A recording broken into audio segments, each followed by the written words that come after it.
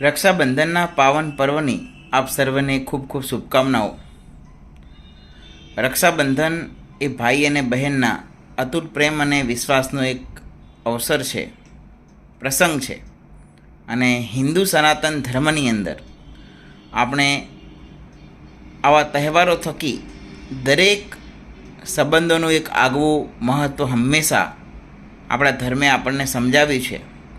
ત્યારે આજના ઉપક્રમે મારે એ પણ જણાવવું છે દરેક ભાઈ અને બહેનોને કે કોઈ પણ સંસ્થાની અંદર સાથે કામ કરતા ભાઈઓ હોય કે બહેનો, કોઈ પણ કાર્યાલયો હોય, કોઈ પણ નાના ઓર્ગેનાઇઝેશન હોય, મોટી કંપની હોય, જાહેર જીવનમાં પબ્લિક પ્લેસ હોય, એરપોર્ટ હોય, રેલવે સ્ટેશન હોય કે બસ સ્ટોપ હોય, દરેક જગ્યાએ કોઈ પણ દીકરી છે તે કોઈની બહેન પણ છે। અને આવી દીકરી, આવી બહેનોનું સન્માન જળવાય તે આપણી પણ એક નૈતિક જવાબદારી છે। કોઈ પણ ઓર્ગેનાઇઝેશન, કોઈ પણ કાર્યાલય, સહકર્મી તરીકે પણ આપણી બહેનો આપણી સાથે કામ કરતી હોય છે। તો ભાઈ તરીકે આપણે એ પણ ફરજ છે કે આપણે સાથે કામ કરતી દરેક બહેનો એમના સન્માનની, એમના ચારિત્ર્યની અને દરેક જગ્યાએ પોતાની જાતને તે સુરક્ષિત સમજી શકે તેવું વાતાવરણ બનાવવાની પણ આજના રક્ષાબંધનના પર્વે આપણે દરેકે એક સોગંદ લેવી જોઈએ। એવું વાતાવરણ આપણે ક્રિએટ કરી શકીએ કે જ્યાં બહેનો સારી રીતે કામ કરી શકે।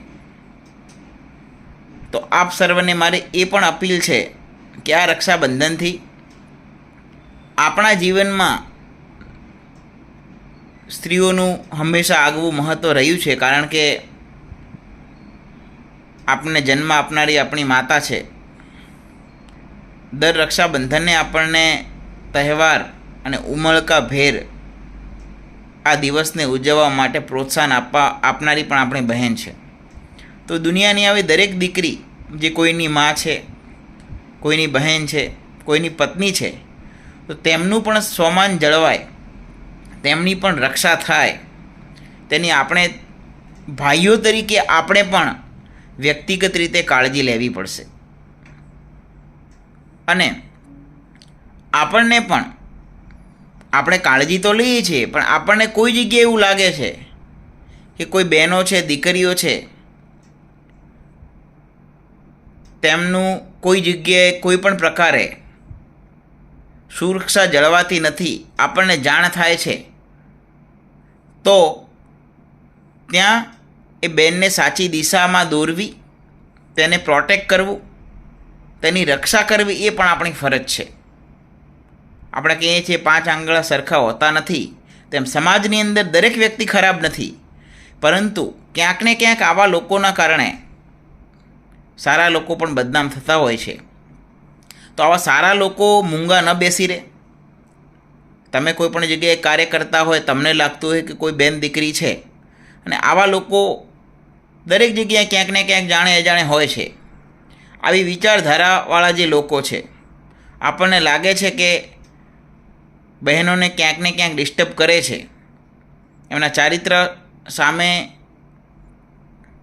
ખરાબ દ્રષ્ટિ કરે છે, તો આવા લોકોને આપણે ઓળખવા પડશે, આવા લોકોની હકાલપટ્ટી કરવી પડશે, અને સમાજની અંદર આવી દીકરીઓના એક ભાઈ બની, પ્રોટેક્ટર બની અને આપણે સમાજની અંદર એક ઉદાહરણ પૂરું પાડવું પડશે। અને દરેક ક્ષેત્રની અંદર, દરેક જગ્યાએ જ્યારે દરેક ભાઈઓ આવો માઇન્ડસેટ બનાવશે, ત્યારે મને લાગે છે કે આપણી દીકરીઓ, આપણી બહેનો કોઈ પણ ખૂણે જશે, પોતાની જાતને સુરક્ષિત સમજશે। તો બસ રક્ષાબંધન નિમિત્તે ટૂંકમાં એટલું જ કે આપણે દર રક્ષાબંધને જેમ આપણી બહેનની રક્ષા માટે આપણે સોગંદ લઈએ છીએ, તે રીતે સમાજની દરેક દીકરી, દરેક બહેનની આપણે આપણા કાર્યક્ષેત્રની અંદર, જાહેર જીવનની અંદર, આપણી સોસાયટીની અંદર જ્યાં પણ આપણને લાગે કે કોઈ વ્યક્તિ તેની પર ખોટી કુદૃષ્ટિ કરે છે, ખોટી રીતે તેને હેરાન કરે છે, અને બહેનની કોઈ પણ જગ્યાએ બદનામી આપણને દેખાય છે, તો ત્યાં આપણે ભાઈ બનીને ઊભા થઈએ, આવા લોકોને જાહેરમાં લઈએ, એમને સમાજ સામે ઉઘાડા કરીએ, તેમની હકાલપટ્ટી કરીએ અને આપણી બહેનોને આપણે સુરક્ષિત બનાવીએ, જેથી આ રીતે જ સાચા અર્થમાં રક્ષાબંધન મનાવી ગણાશે. ધન્યવાદ.